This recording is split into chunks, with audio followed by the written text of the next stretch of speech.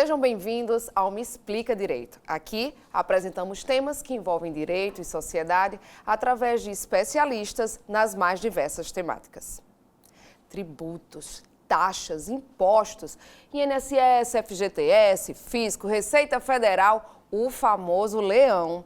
Esses são assuntos que fazem parte das nossas vidas, mas na maioria das vezes a sociedade tem pouquíssimo conhecimento sobre os temas fiscais. Então, o nosso tema de hoje é educação fiscal como instrumento de autonomia cidadã e de democracia participativa. Contamos com a presença de uma convidada expert na área. Ela é advogada, professora do curso de Direito da UFRN, doutora em Direito pela Universidade Federal de Pernambuco e membra do Grupo de Educação Fiscal do Estado do Rio Grande do Norte. Seja muito bem-vinda, professora doutora Caroline Lins Câmara Marinho de Souza. Enorme esse nome. Obrigada. Estou muito feliz em estar aqui. Obrigada pelo convite. Vamos falar desse tema que é tão interessante e que me atravessa aí já há algum tempo. Então, estou muito feliz de ter essa oportunidade.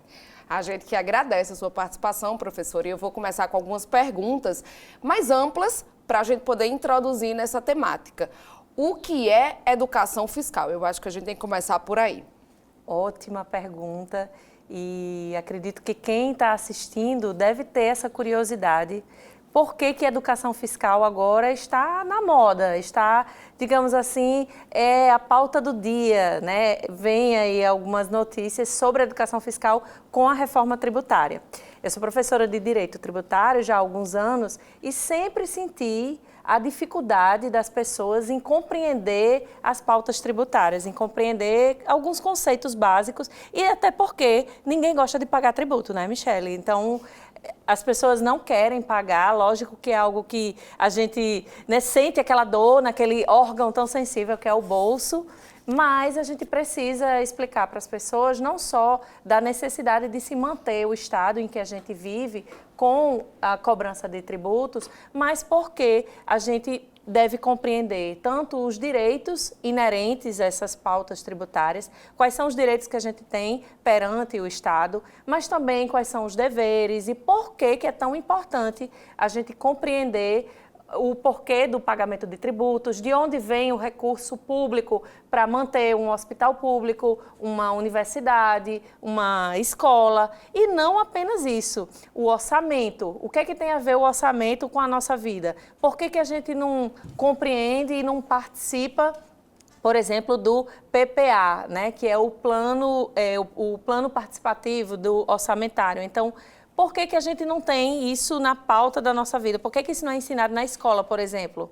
Vou fazer uma pergunta, então. A senhora falou agora de PPA, já deixou um negócio mais complexo, né? Exatamente. Mas eu queria começar falando de forma universal. A gente faz parte de um organismo internacional que é a ONU, a Organização das Nações Unidas, e dentro desse contexto de iniciativas que são estabelecidas para que a gente melhore as condições de vida em sociedade, se criaram as ODS, que são os Objetivos de Desenvolvimento Sustentável da ONU, e dentro das ODS parece que tem preocupação também na educação fiscal, então é a nível mundial, a nível global. Exatamente. A senhora quer explicar um pouquinho, professora? Com certeza.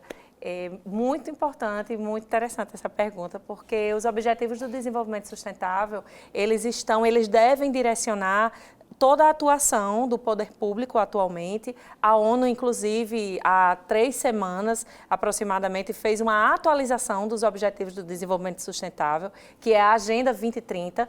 E dentro desses objetivos, a gente tem, dentre eles, a educação de qualidade, a redução de desigualdades. Então, falar em educação fiscal, né, como eu falava antes, é não apenas fazer com que as pessoas compreendam os seus direitos e deveres inerentes à pauta tributária e também ao orçamento, mas é uma forma de, se apoderando de conceitos e de informações, as pessoas poderem efetivamente participar da vida política. O que é que tem a ver com a ODS? ODS foram atualizados no Pacto pelo Futuro, que foi lá na ONU, na Assembleia Geral da ONU, que aconteceu em Nova York. E, dentre esses objetivos, a gente tem, né, o de diretrizes relacionadas ao desenvolvimento dos países, como, por exemplo, cooperação fiscal, transparência, governança fiscal. O que seria isso? Seria tanto o Estado adotar medidas relacionadas a empoderar a população sobre esses conceitos, sobre educação de qualidade. Por exemplo, por que as pessoas não participam do debate da reforma tributária? Por que as pessoas não sabem reivindicar os seus direitos relacionados à pauta tributária? Então, faz parte dos objetivos do desenvolvimento sustentável buscar fazer com que essas pessoas tenham essas informações para que elas possam defender os seus direitos. Então vamos para o contexto aqui de aplicação prática. A gente está falando de um cenário em que a gente é ator e que existe uma preocupação de nos educar. Sobre que perspectiva? O que é que a gente precisa saber sobre a educação fiscal? Bom, o que é que compõe a educação fiscal, né? Por exemplo, como eu falei, governança fiscal. Além de instruir a população a buscar os seus direitos, os ODS vão direcionar a atuação do Estado para que ele venha a aplicar as receitas dos tributos da melhor forma possível, de forma a efetivamente garantir direitos, garantir igualdade, garantir sustentabilidade, garantir desenvolvimento. E dentro de governança fiscal cabe também as medidas de fiscalização, por exemplo, de benefícios fiscais. Os gastos tributários, que eu acredito que todo mundo já deve ter ouvido falar, eles são, vou dizer aqui que seriam até um problema, muitas vezes, levantado pela população, porque a gente tem gastos tributários, ou seja, benefícios fiscais que são concedidos muitas vezes a grandes empresas.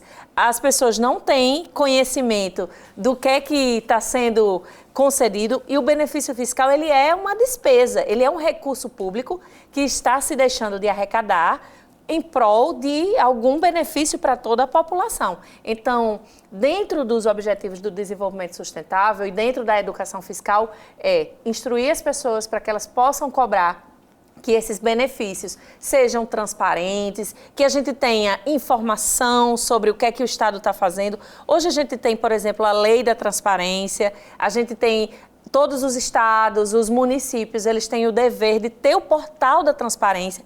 Isso também faz parte da educação fiscal, de instruir as pessoas para cobrarem isso e não só cobrarem, compreenderem o que é que elas vão cobrar e como elas vão cobrar. Então, é por isso que hoje existe, né, no nosso país toda uma política de educação fiscal, está sendo lançado, foi lançado, na verdade, nas últimas semanas, um plano nacional de educação fiscal que renova o que já existe, o PNEF, que é o Plano Nacional de Educação Fiscal, que já existe desde a década de 90, vem sendo renovado com recursos do Concefaz, por exemplo, e vai ser muito importante para a reforma tributária, para a aplicação, para a implementação da reforma tributária. Não só dos agentes da sociedade, mas também do fisco, que vão, né, se apropriar desses conceitos para poder aplicar bem os conceitos tributários. A professora falou de benefícios fiscais, por exemplo, no caso em que uma empresa ela deixa de pagar um tributo, porque por uma política fiscal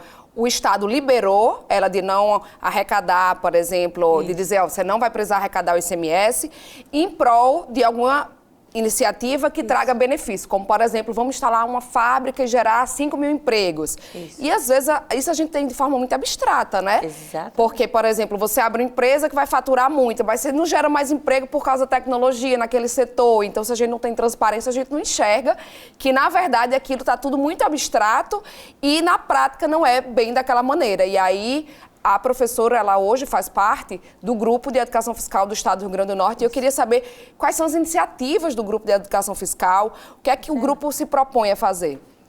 Bom, excelente. O Grupo de Educação Fiscal do Rio Grande do Norte, o GEF-RN, ele já vem atuando há algum tempo.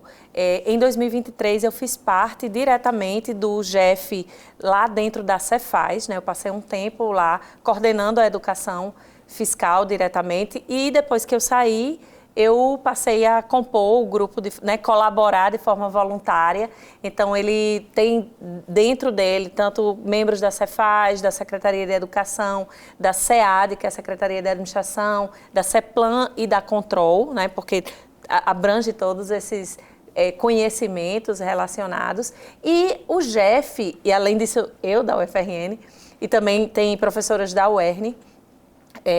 Então, o GEF tem como iniciativa tanto levar para as escolas, né, para as escolas públicas, os conhecimentos relacionados aos deveres do Estado, à função social do tributo. Então, essa é uma iniciativa que Instruir dentro das escolas. Instruir, exatamente. E aí, que tipo de coisas são explicadas? Então, conceitos de tributo, função social do tributo, questões bem contemporâneas relacionadas à redução de desigualdades. Então, a gente traz a reforma tributária não apenas como, por exemplo, a simplificação, mas também o sistema tributário como instrumento também de redução de desigualdade, também equiparando com o sistema financeiro, né? A gente sabe que a despesa, os recursos públicos são muito responsáveis pela redução dessas desigualdades com políticas públicas, mas também o sistema tributário. A gente leva várias visões também para que eles compreendam.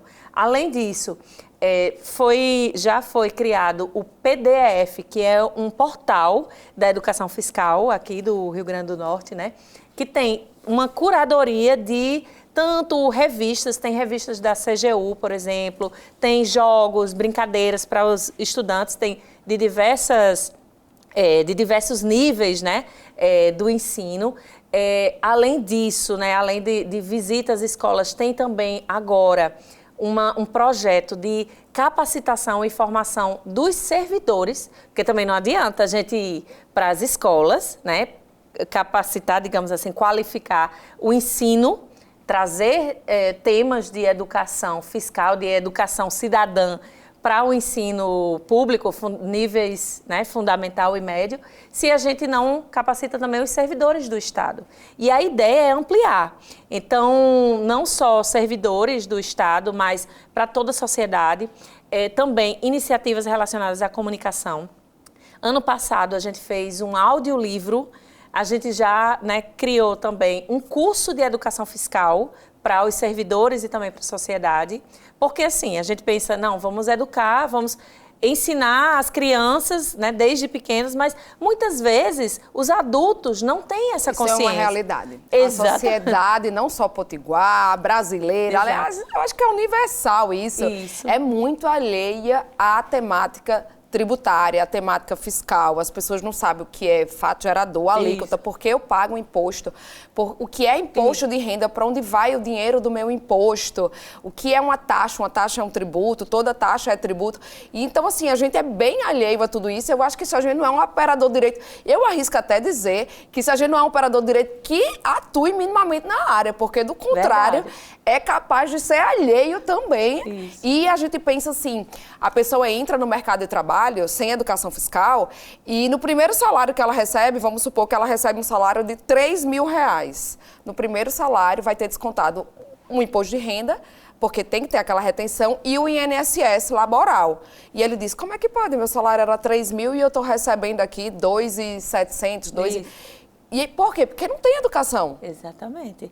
E justamente na escola, muitas vezes, a gente tem um ensino que não tem uma aplicabilidade prática, né? Eu sempre dizia assim, algumas matérias de química, né? Eu digo porque eu sou da área do direito, então química não foi algo que me permeou aí na minha vida profissional. Então, alguns conceitos de química eu aprendi, mas eles eram muito isolados. Por que eu não aprendi, por exemplo, a fazer uma declaração de imposto de renda lá no ensino médio, no ensino fundamental? Por que eu não aprendi? Para que serve? Tão útil, né? Exatamente. Tão útil. Todo mundo faz declaração de imposto de renda e não aprende a fazer. Exatamente. Então, por que eu não aprendi sobre o IPVA? O que é isso? As pessoas pagam tributos. Então, até tem uma frase que diz, né, que duas coisas certas na vida seriam os tributos e a morte. Então, todo mundo paga tributo. Mesmo que você não veja, você paga de forma indireta. Está embutido no produto. Então, até entender essa lógica, entender o que é, e não só relacionado ao tributo, mas as funções do Estado mesmo, de que formas o Estado pode atuar para reduzir essas desigualdades. Então, se a pessoa faz um estudo crítico, um estudo concatenado de todos esses conceitos, não só esses conceitos, mas vê-los se aplicando, então é possível que a pessoa possa exercer os direitos de forma mais plena. Então é por isso que a gente fala em democracia participativa. E até mais responsável, porque quando a gente é alheio a uma temática, a uma pauta, a gente é alheio e faz questão também de não se preocupar com aquilo. Na hora que a gente entende por que eu pago aquele tributo, porque assim, a sonegação no Brasil é cultural. É verdade. E isso está institucionalizado não apenas dentro das empresas, mas também na sociedade, sobretudo. Né? Os autônomos, as pessoas, elas sempre tentam se esquivar do recolhimento do tributo, porque elas não enxergam um propósito, um porquê, uma motivação, não se sentem apenas não compelidas, mas também interessadas em contribuir. Exatamente, é verdade. Isso é realmente cultural mesmo. A gente tem, até eu já ouvi falar as pessoas dizendo, eu sonego como legítima defesa.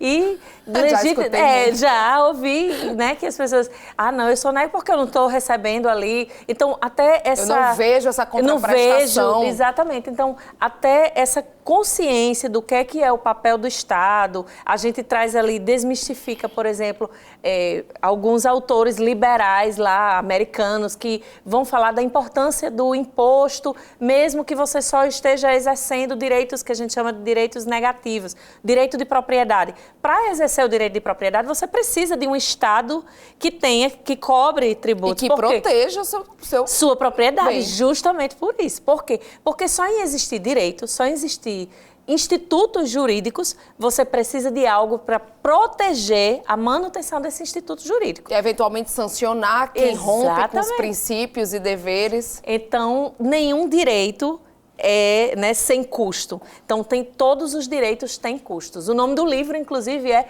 O Custo dos Direitos. Então, de todos os direitos. Então, para que a gente viva em sociedade, a gente precisa... Custear de alguma forma. Ainda que você diga, mas eu não uso diretamente aquele serviço. E aí, é isso que a gente tenta desmistificar. Porque mesmo que você nunca tenha usado, por exemplo, o serviço do SUS, né, diretamente, que você acha que não utilizou, mas se você compra um medicamento na farmácia, aquilo foi autorizado pela Anvisa, por exemplo. Né? Então, é só um exemplo para você ver como, de certo modo, a gente precisa do Estado. E também a gente desmistifica aquela relação que você diz assim, porque nem que o Estado é ruim, nem que a empresa é ruim.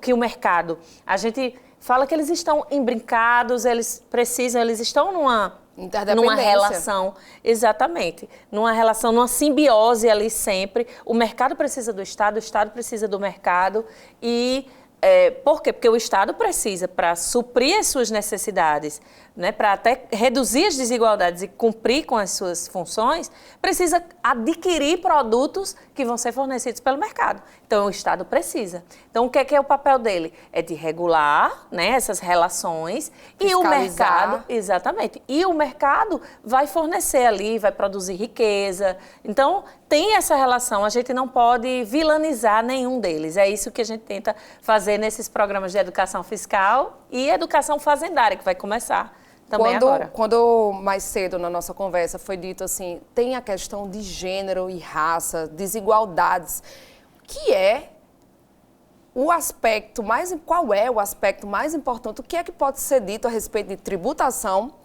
e redução ou impacto de desigualdade racial, de gênero? Como é que funciona isso? Excelente pergunta. Hoje, a gente tem feito um trabalho, inclusive dentro da educação fiscal, que tem sido mais aceito e tem tido uma receptividade incrível, inclusive do Concefaz, do próprio Fisco. Houve agora essa semana o Plena Fisco, que é um evento do Fisco mesmo, organizado pela FenaFisco, em que auditores fiscais assistiram palestras sobre tributação, gênero e raça. Então, isso tem sido uma constante, né, no próprio Fisco e a gente tenta transpor essa barreira também com a advocacia, com a sociedade, porque, né, são temas muito atuais, muito contemporâneos. Por que eles se ligam? E por que eles se ligam, né? O que tributação tem a ver? Eu já ouvi muito essa pergunta.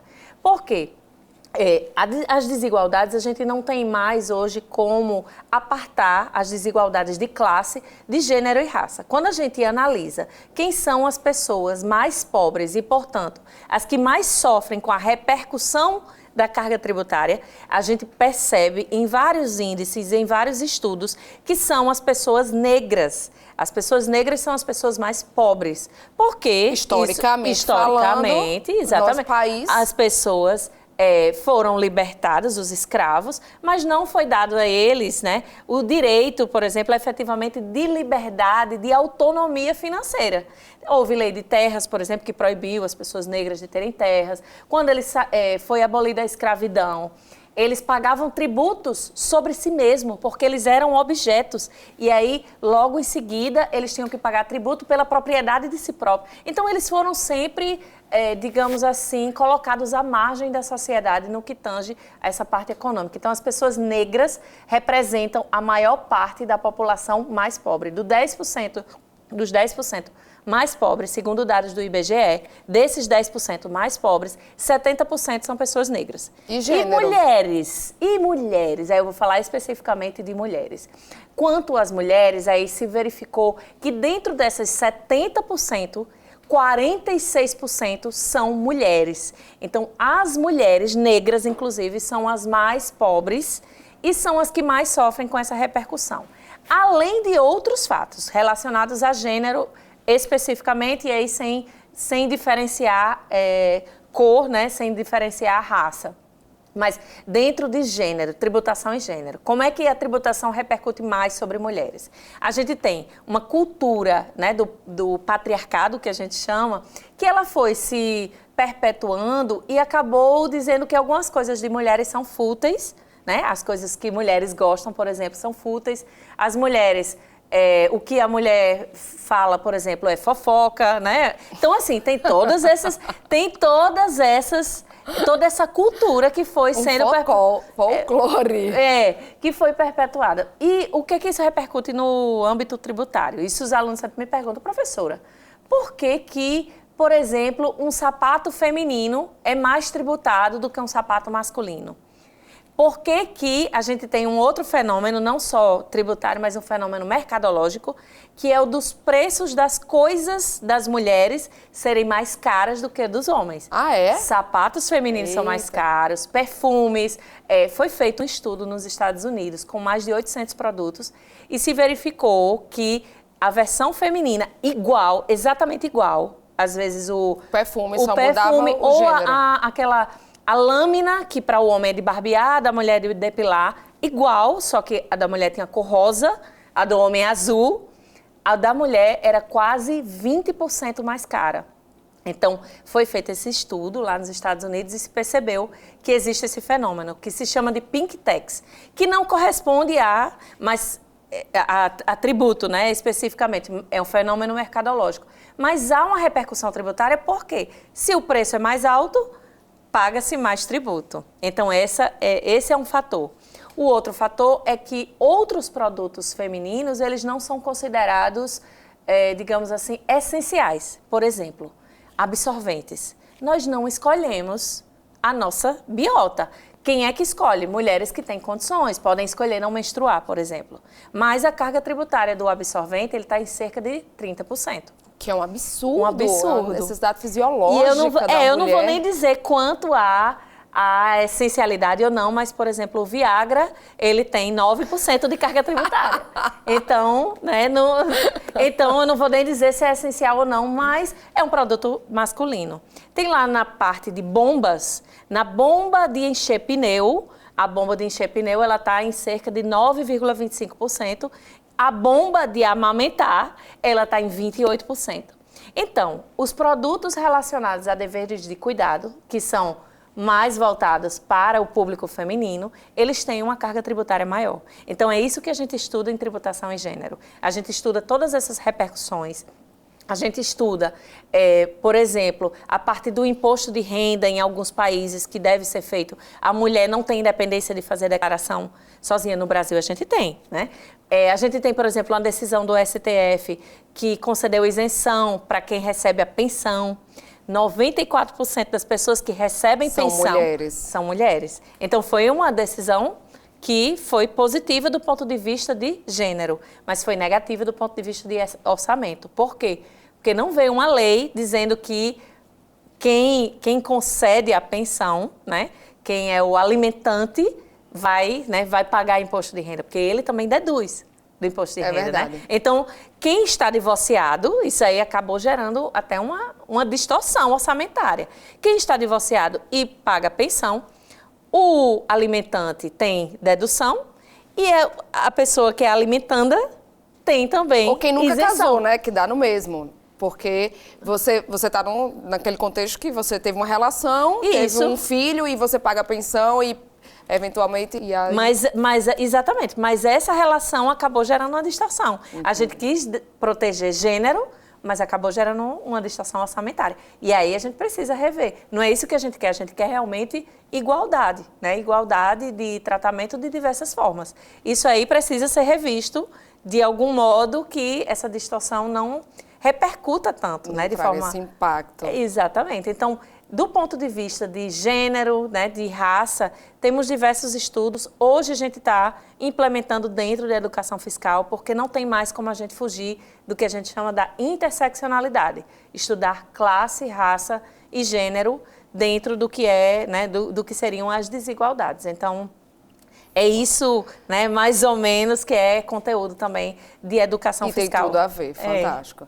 No Me Explica Direito de hoje, falamos sobre educação fiscal como instrumento de autonomia cidadã e de democracia participativa com a professora Caroline Marinho.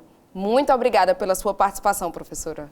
Obrigada. Eu que agradeço demais pela oportunidade de falar desse tema. Eu poderia passar aqui uma semana falando e a gente ainda não acabaria. Muito obrigada. E você pode ouvir o nosso programa sempre às quartas-feiras, ao 12h30, na FM Universitária e rever quando quiser no YouTube, TVU RN. Até a próxima.